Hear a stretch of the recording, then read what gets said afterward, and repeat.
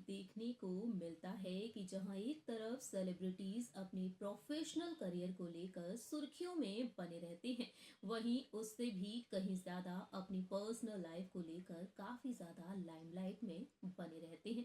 बात की जाए बॉलीवुड की एवरग्रीन एक्ट्रेस रेखा के बारे में। रेखा, जिन्होंने अपनी लाइफ में काफी उतार चढ़ाव देखे हैं। रेखा का प्रोफेशनल करियर जितना शानदार रहा है, उससे भी कहीं ज्यादा उनकी पर्सनल लाइफ कंट्रोवर्शियल रही है। रेखा के प्रोफेशनल और पर्सनल लाइफ से हर कोई वाकिफ रहा है।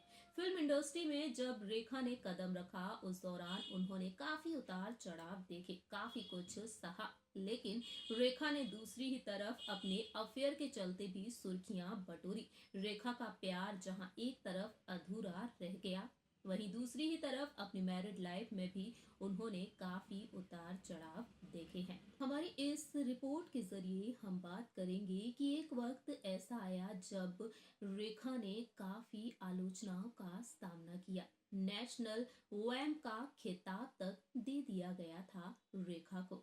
Hello friends, welcome to our channel next 9 news. I am your host and दोस्त प्रांशु राठौर।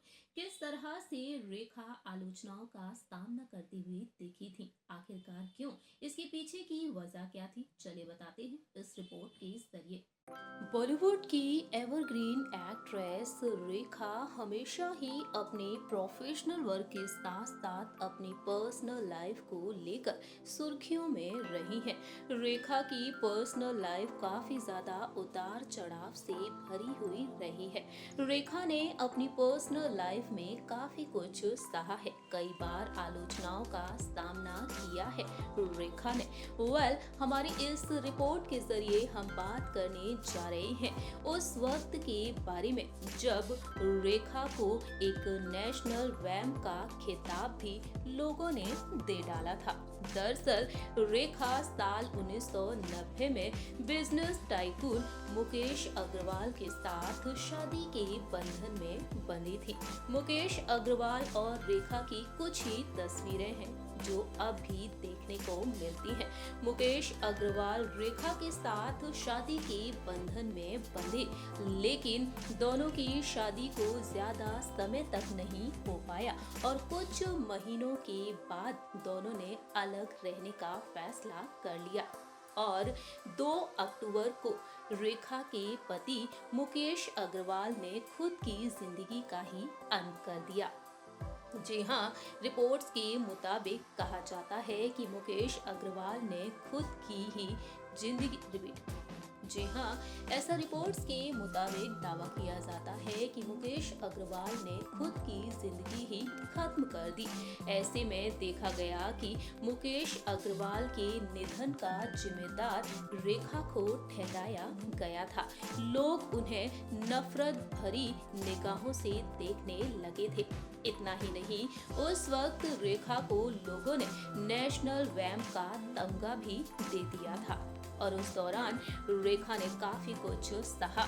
इतना ही नहीं, रिपोर्ट्स के मुताबिक ये भी खुलासा हुआ है कि मुकेश ने एक सुसाइड नोट भी इतना ही नहीं, मुकेश अग्रवाल ने एक नोट भी छोड़ा था जिसमें उन्होंने लिखा था, इसके लिए किसी को भी दोषी मत ठहराना। लेकिन बावजूद इसके रेखा को लोगों ने चुड़ैल तक कह दिया। राइटर यासिर उस्मान की किताब रेखा द अनटोल्ड स्टोरी में इस बात का जिक्र किया गया, जिसमें लिखा गया था कि फिल्म इंडस्ट्री के चेहरे पर रेखा एक धब्बा है। कोई भी डायरेक्टर उनके साथ फिर से काम नहीं करना चाहेगा। और उस वक्त दिग्गज अभिनेता अनुपम खेर ने रेखा को नेशनल वैम तक कह डाला था, ऐसा इस किताब के मुताबिक सामने आया। तो वहीं दूसरी ही तरफ लोगों ने रेखा पर अपने गुस्से को जाहिर किया।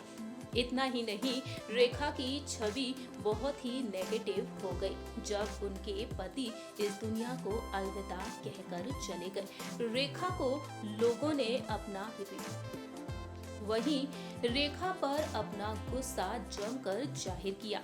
रेखा पर अपना गुस्सा निकालने के लिए उनकी फिल्म के पोस्टर पर छपी रेखा की तस्वीर पर कालिख तक लगा दी और उस वक्त बॉक्स ऑफिस पर फिल्म को काफी नुकसान भी हुआ था।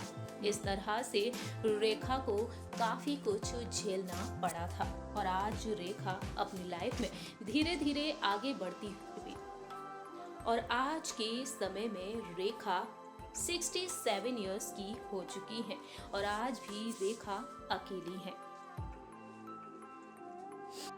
आप सभी ने देखा जाना कि अपने पति के गुजर जाने के बाद रेखा ने कई बार आलोचनाओं का सामना किया। आज के समय में रेखा अकेली है, मुंबई में अपने आलीशान घर में रहती हैं। रेखा अपनी पर्सनल लाइफ को लेकर काफी ज्यादा सुर्खियों में बनी रहती हैं। बीते लंबे समय से फिल्मी पर्दे से दूर हैं सदाबहार अभिनेत्री रेखा, लेकिन देखी जाती हैं वह रियलिटी शोज और इवेंट्स में। हमारी इस रिपोर्ट में इतना ही। तब तक के लिए आप देखते रहिए नेक्स्ट 9 न्यूज।